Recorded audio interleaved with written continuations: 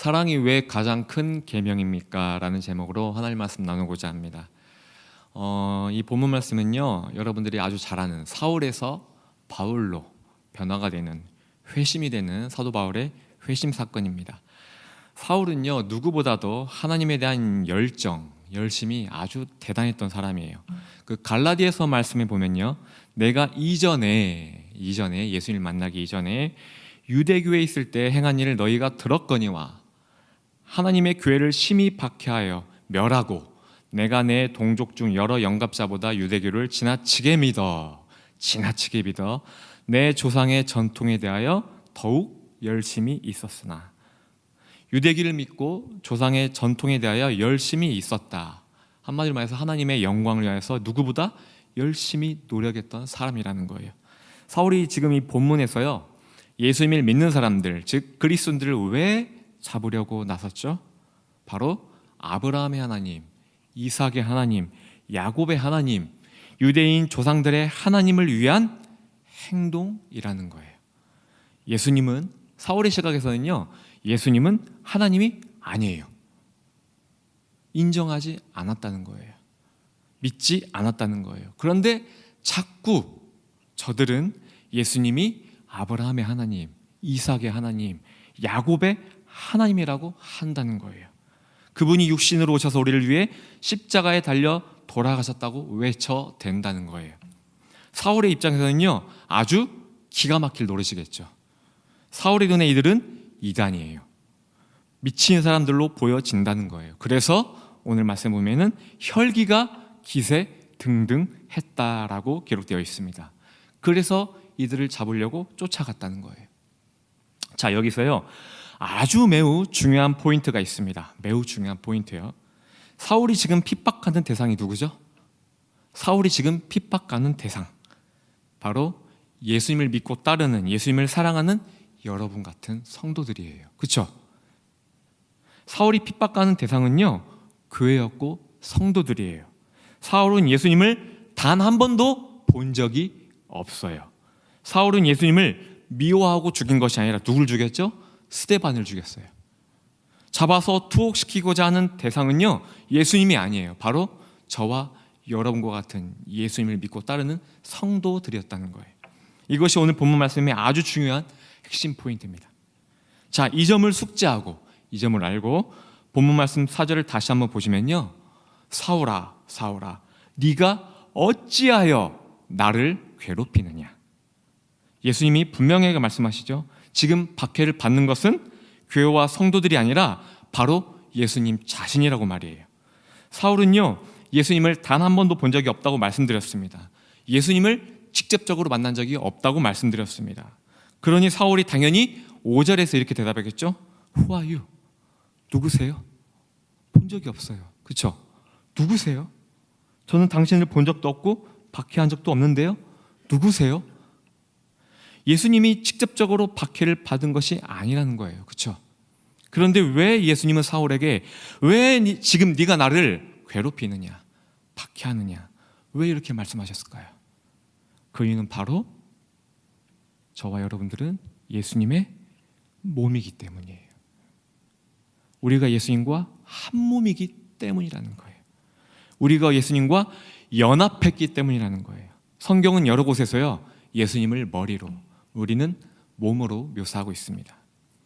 여러분은 예수님의 몸이라는 거예요. 다시 말해서 예수님의 몸인 여러분은 머리 대신 예수님과 한 몸이라는 거예요. 어찌 머리와 몸이 분리가 될 수 있습니까? 여러분은 예수님과 한 몸을 이룬 연합된 존재라는 거예요. 사도 바울이 이 체험을 한 뒤로 예수님과 성도들은 한 몸인 것을 깨달았어요. 그래서 로마서 6장 3절에서 5절에 이렇게 기록했습니다. 무릇 그리스도 예수와 합하여 세례를 받은 우리는 그의 죽심과 합하여 세례를 받은 줄을 알지 못하느냐. 그러므로 우리가 그의 죽으심과 합하여 세례를 받음으로 그와 함께 장사되었나니 이는 아버지의 영광으로 말미암아 그리스도를 죽은 자 가운데서 살리심과 같이 우리로 또한 새 생명 가운데서 행하게 하려 하심이라. 만일 우리가 그의 죽으심과 같은 모양으로 연합한 자가 되었으면 또한 그의 부활과 같은 모양으로 연합한 자도 되리라. 아멘. 예수님 혼자 홀로 죽으시고 부활하셨다를 이야기한 것이 아니라는 거예요. 그렇죠? 2000년이 지난 지금도요, 이 말씀에 기록된 예수님을 믿게 되면 하나님은 믿는 자들을 향하여 2000년 전에 있었던 이 십자가의 죽으심에 우리를 연합하여 같이 죽게 하시고, 부활하실 때에도 우리를 연합하여 함께 살리시는 걸로 인정해 주신다는 말씀이에요. 이것이 엄청난 은혜라는 거예요. 이것이 엄청난 기적이라는 거예요. 이보다 더 큰 사랑이 어디 있습니까? 이보다 더 큰 기적이 어디 있습니까? 성도 여러분, 이렇게 엄청난 사랑과 구원의 기적을 우리는 왜 받았죠? 무엇 때문에 지옥불을 면제해 주시고 천국 백성의 타이틀을 왜 우리에게 주신 겁니까? 무엇 때문에 우리는 당당하게 하나님의 자녀라고 외칠 수 있는 거냐고요? 바로 예수님 때문이라는 거예요. 바울의 표현을 빌려서 우리는 예수님과 연합했기에, 한 몸을 이루었기에 하나님은요, 그 예수님 딱 한 분만을 보시고 자격 없는 우리를 자녀로 인정해 주셨다는 거예요. 자격 없는 우리를 천국 백성으로 삼아 주셨다는 거예요. 자격 없는 우리에게 당당하게 너는 내 자녀라고 외치고 다녀도 좋다라고 말씀하셨다는 거예요. 자격 없는 우리가 예수님과 같은 대우를 받을 수 있는 것은요, 바로 예수님과 한 몸을 이루었기 때문에, 연합했기 때문이라는 거예요. 이것을 결코 우리는 잊지 말고요, 마음속에 각인해야 한다는 겁니다. 그럼 다시 본문 말씀으로 돌아와서 4절과 5절을 읽게 되면 예수님이 왜 이렇게 말씀하셨는지 이해가 가실 겁니다. 사울아, 사울아, 네가 어찌하여 나와 한 몸을 이룬, 나와 연합한 내 자녀를 괴롭히느냐? 네가 박해하는 성도가 곧 나의 몸이란다. 똑같은 말씀이라는 거예요. 우리 옆 선동님들에게 한번 인사해 봅시다. 당신은 예수님의 몸입니다. 예수님과 한 몸을 이룬 귀한 존재입니다. 여러분이 감히 입으로 정죄하고 판단할 수 없는 존재들이에요. 옆에 계신 분들은요. 저분들이 상처받고, 여러분 옆에 앉아 계신 분들이 상처받고 정죄 당한다는 것은요, 곧 누가? 예수님이 상처받고 정죄 당하는 것과 똑같다는 거예요. 가장 큰 계명이 무엇인 대해서 예수님이 말씀하셨죠? 첫째는 하나님을 내 마음과 목숨과 뜻을 다하여 사랑하라. 둘째도 이와 같으니 내 이웃을 내 몸과 같이 사랑하라. 이 말씀을 오늘 본문 말씀과 한번 적용시켜 보겠습니다. 여러분은 예수님과 한 몸이라고 했습니다. 그리고 여러분은 저의 이웃이에요. 제가 만약에 여러분을 미워하고 정죄하고 핍박한다면요, 저는 예수님이 하신 말씀, 이 큰 두 가지의 계명을 다 저는 어기게 되는 거예요. 왜냐? 여러분은 예수님과 연합한 자들이기 때문에. 하나님이신 예수님을 저는 미워한 거고, 둘째로 여러분들을 미워한 거예요. 반대로 제가 여러분들을 사랑하게 되면요, 두 가지의 계명을 다 지키게 되는 거예요. 여러분의 머리 되신 예수님을 제가 사랑하게 된 것이고, 둘째로 여러분들을 사랑하게 된 거예요. 많은 사람들이 착각하는 게 있습니다. 그게 뭐냐면요, 입버릇처럼 이렇게 하는 말이 있어요. 하나님은 내 편이야. 하나님만이 내 마음을 아셔. 하나님이 내 억울함을 풀어주실 거야. 되게 이런 말을 입버릇처럼 하는 사람들을 보면요, 성도들과의 관계가 엉망이라는 거예요.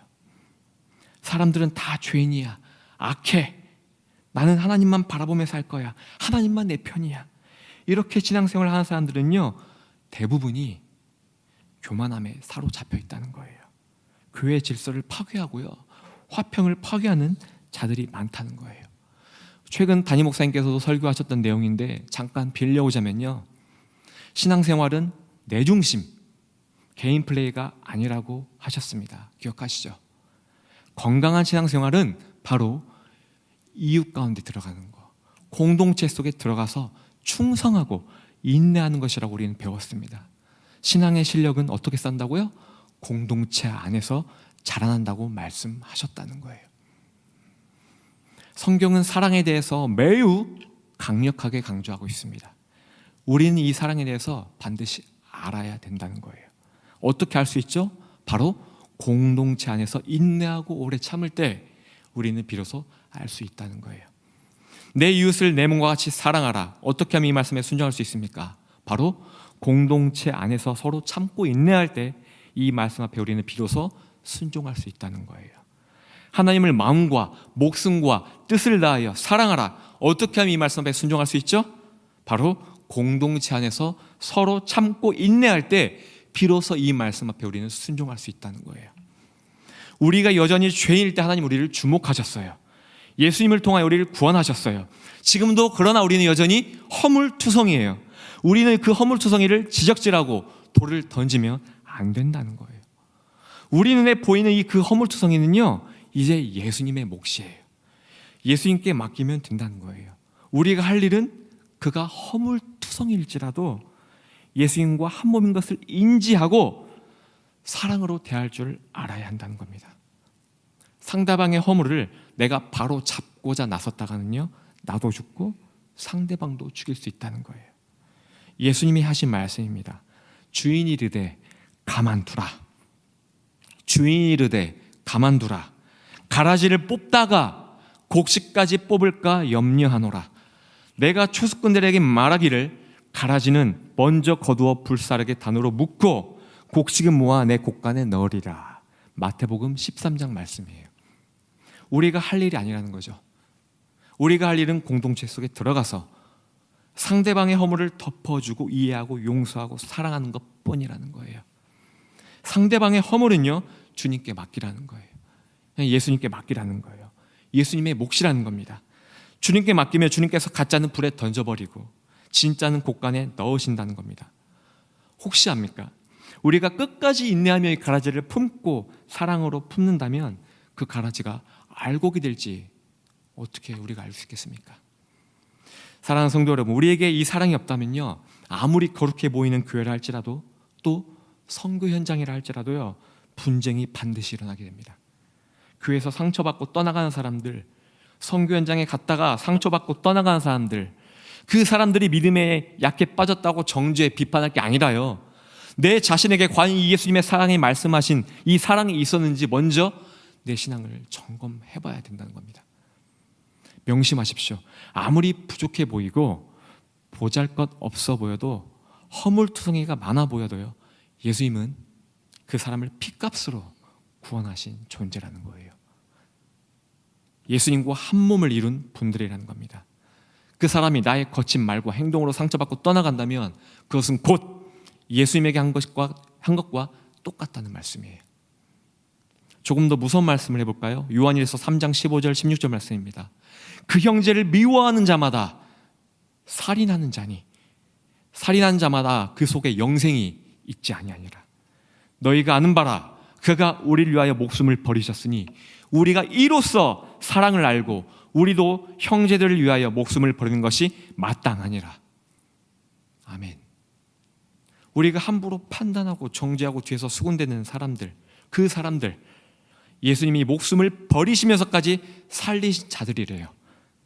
그 사람들을 미워하는 것만으로도 살인하는 거래요. 살인하는 자마다 그 속에 영생이 있지 않대요.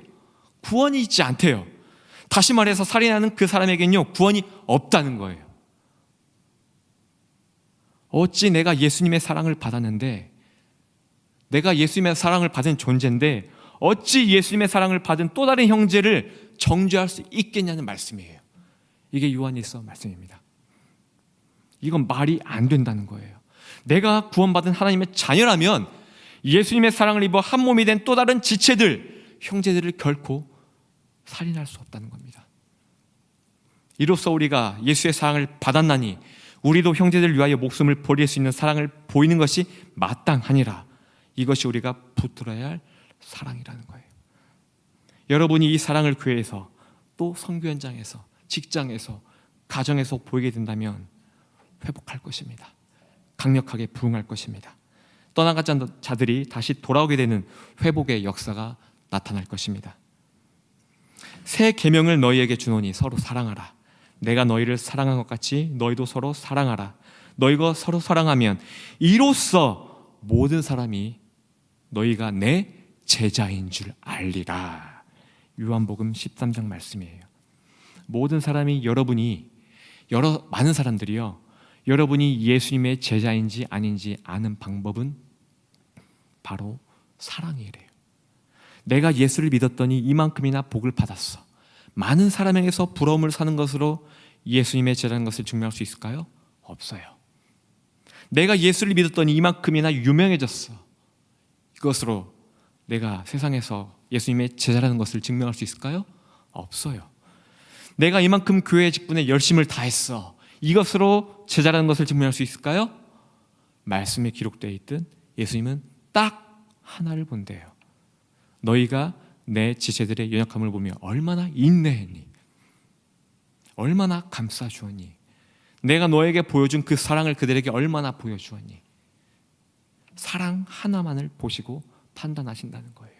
사랑 하나만을 보시고 내가 내 참 제자인지 아닌지 구별하신다는 겁니다.